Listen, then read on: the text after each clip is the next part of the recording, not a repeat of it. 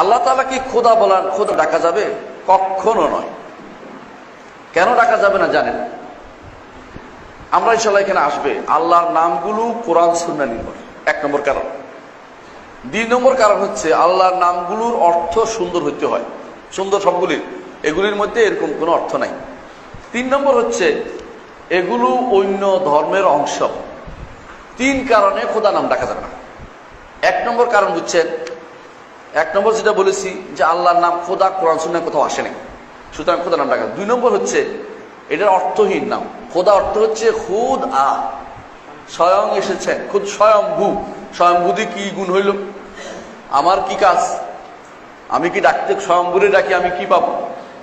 বোঝা গেল এটার সাথে আমার কোনো এটা জড়িত হয় নাই। 3 নম্বর হচ্ছে এটা ইরানি পারসিক ভাষা, মাজুসদের একটা শব্দ। তাদের ভাষার, তাদের আল্লাহকে তারা এই নামে ডাকে, তাদের আহরা মাজদাকে এই নামে ডাকে। সেটাকে আমি কেন নিব? আরেক ধর্মের শব্দ দিয়ে আল্লাহকে ডাকতে হবে? আমার আল্লাহর নামের কি অভাব? কোরআন সুন্নাহ কি আর নাম নাই?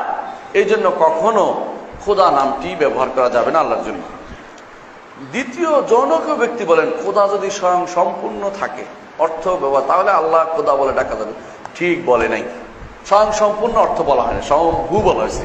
স্বয়ং আবির্ভূত, স্বয়ং আবির্ভূত এটা অর্থ, স্বয়ং সম্পূর্ণ অর্থ নাই না। খুদ আ, খোদা সংক্ষেপ হইতে হইতে খুদ ওয়াটা পড়ে গেছে, খোদা হচ্ছে। এটা আমি বলি নাই। যদি আমি বলতাম বলতে বানাইছি আমি। এটা বলছে বাইরুনি, একটা কিতাব আছে তাহকিকু মালিল হিন্দ মিন মাকুলা মাকবুলাতিন ফিল আকলি আও মারদুলা। এই কিতাবটার মধ্যে তিনি এটা বলেছেন, খুঁজে দেখবেন। উনি আর বেশি জানে, কারণ উনি 2 ভাষা জানে, আরবিও জানে, ফার্সিও জানে। 2 ভাষা জানার কারণে তিনি এটা লিখছেন যে এটা আল্লাহর নাম হওয়ার উপযুক্ত না। তিনি যদিও ভিন্ন ধর্মী মানুষ, ভিন্ন অবস্থার মানুষ, সাহিত্যিক মানুষ, তারপরে তিনি কথাটা উল্লেখ করেছেন যে এইটা আল্লাহর নামে ডাকা শুধু। কারণ স্বয়ংভূ, খুদ আ, স্বয়ং এসেছেন। স্বয়ং আসার মধ্যে আমার কি কাজ? স্বয়ং আসছে কোত্থেকে? এটা তো আরেক ভুল কথা। আল্লাহ তো ছিলেনই, আসার তো কোনো প্রশ্ন নাই। এই জাতীয় কথা তো বলা যাবে না।